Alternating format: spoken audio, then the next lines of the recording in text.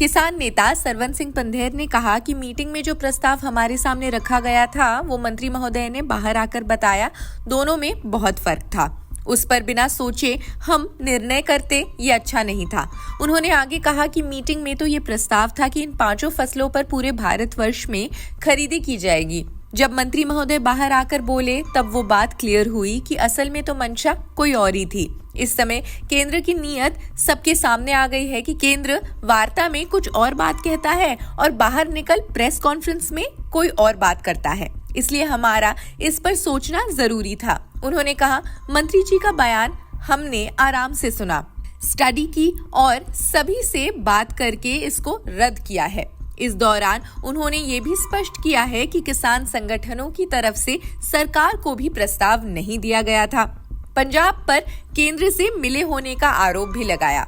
इस दौरान किसान नेता सरवन सिंह पंधेर ने पंजाब सरकार और मोदी सरकार पर मिली भगत का आरोप लगाते हुए इंटरनेट बंद करने पर कहा कि हम पंजाब सरकार से भी स्पष्ट करेंगे कि आपके डीसी ने केंद्र के कहने पर लिख कर दिया है अथवा पंजाब सरकार का निर्णय है।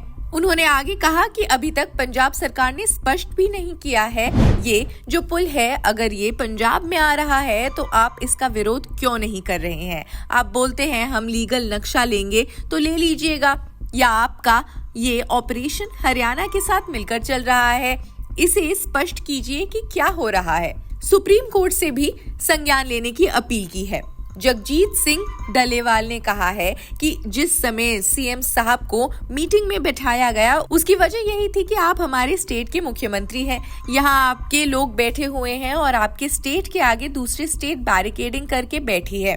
आपके स्टेट में बैठे हुए लोगों पर आंसू गैस के गोले दागे जा रहे हैं। उन्होंने कहा कि नोटिस लेंगे, लेकिन आज तक कोई नोटिस नहीं लिया गया। डलेवाल ने आगे कहा कि शंभू बॉर्डर पर हरियाणा पुलिस द्वारा आंसू गैस के गोले दागे जाने पर सुप्रीम कोर्ट को तुरंत प्रभाव से स्वतः संज्ञान लेते हुए तुरंत कार्रवाई करनी चाहिए। पूरे देश के लोगों को अधिकार है शांतिपूर्वक प्रदर्शन करने का। अगर शांतिपूर्वक प्रदर्शन नहीं करेंगे तो इसका मतलब देश को खतरा है। रविवार को किसान संगठनों के साथ बातचीत में 3 केंद्रीय मंत्रियों की एक समिति ने दाल, मक्का और कपास सरकारी एजेंसियों द्वारा खरीदने के लिए 5 वर्षीय समझौते का प्रस्ताव दिया।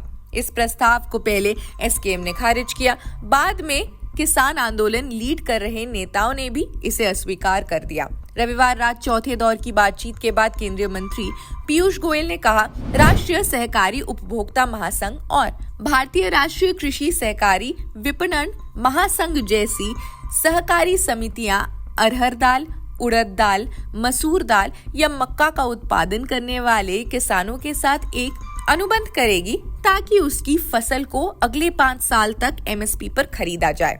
उन्होंने कहा था, खरीद की मात्रा की कोई सीमा नहीं होगी, इसके लिए एक पोर्टल विकसित किया जाएगा। गोयल ने यह भी प्रस्ताव दिया कि भारतीय कपास निगम उनके साथ कानूनी समझौता करने के बाद 5 साल तक किसानों से एमएसपी पर कपास खरीदेगा।